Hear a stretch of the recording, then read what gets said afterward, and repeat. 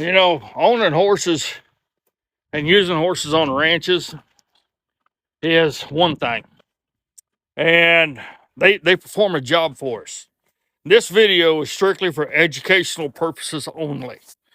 That's the only thing it's meant for, is educational purposes.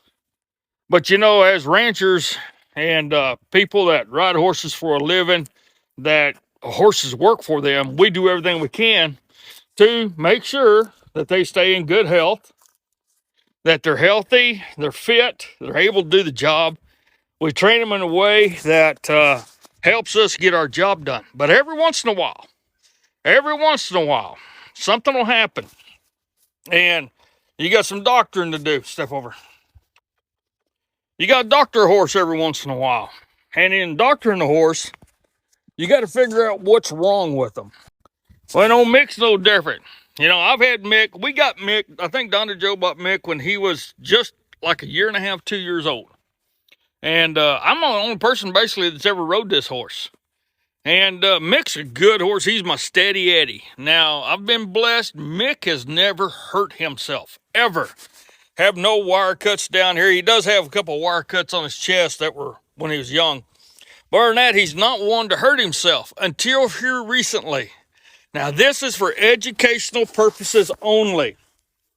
You have to check your horses, because I've noticed that Mick came up and he had a little boo-boo right here. And even with that boo-boo, it just kept oozing, and I did what I could. Now, with me doctoring it, I've doctored it, you know, quite a bit for about 2 weeks. And when the injury was first there, I stuck my finger in there, see what I could feel and everything, but I couldn't find nothing.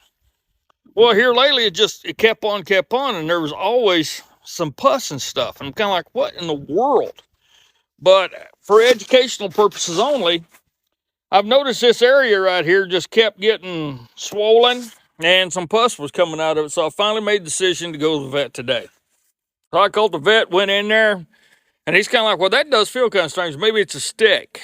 So he got in there and performed a little operation on him, cut him open, and started digging around. He says, that feels like part of the rib.